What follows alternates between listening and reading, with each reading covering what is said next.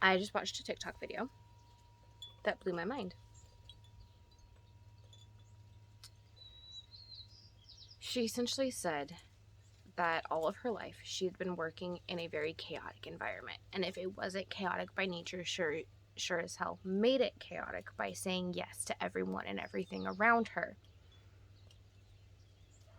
So she'd only been used to working in chaotic environments.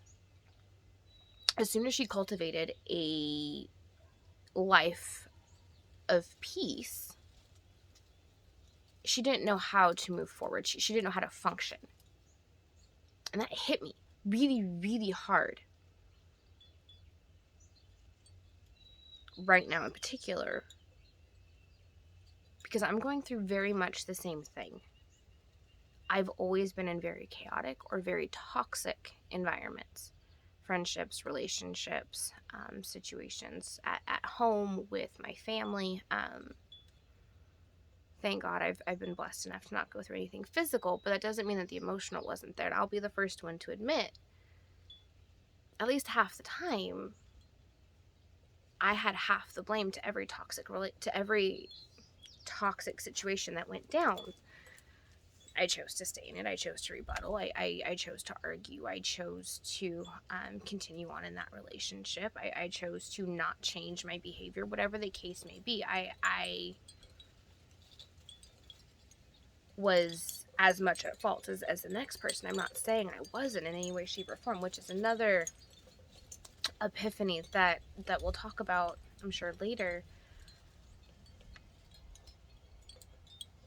But when she said that, it hit. And then I realized as well, I've never functioned in life without having a person, a significant other, somebody that I'm dating or seeing or talking to. Well, that's not the case right now. I'm single. As single as I've ever been. And I'm planning to keep it that way for the next year. Reading the book again, Love, the new rules for love, sex, and dating, or something like that. I'll post it and tag it below as well. This is my third or fourth time going through it. And every year I try to do the same thing. A year of singleness. Never sticks. Ever.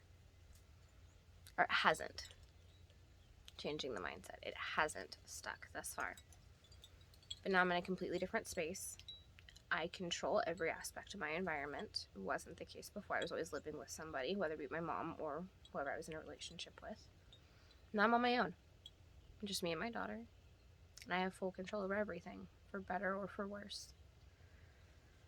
So as I try to pull my life back together, get a handle on things financially, as I learn to take control and manage all of the blessings that the universe and our wonderful creator has given me,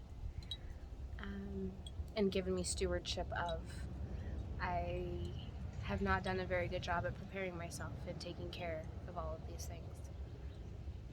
So I invite you on this journey with me. The next year of documented struggles with my eating. I still consider myself to have an eating disorder. I've never gone to the doctor. I've never gotten paperwork that said you have this explicit eating disorder. But I know it's not normal to crawl into a ball in the middle of the hallway because you're hungry and you know you need to eat, but nothing in your bones, nothing in your brain, nothing that you can do can get you downstairs to make food. That's not normal. I have an issue. I know I do. I also have no way to take care of it with anybody else but myself right now. Financially, insurance, situationally with my child, my daughter. I've got to be here for her. I can't go anywhere. So, this next year is healing on all levels and getting back on my feet on all levels, including discovering who I am and what success really means to me. I know it's different for everybody, and my definition of success is definitely not the same my mother had. thinking about work differently as I work from home and become an entrepreneur is vastly different than what she would have told me to consider work to be. So shifts in mindset are definitely needed. And I welcome you along. Help me as I help you, possibly. So you go through these life questions and situations, discoveries together. See you on the other side.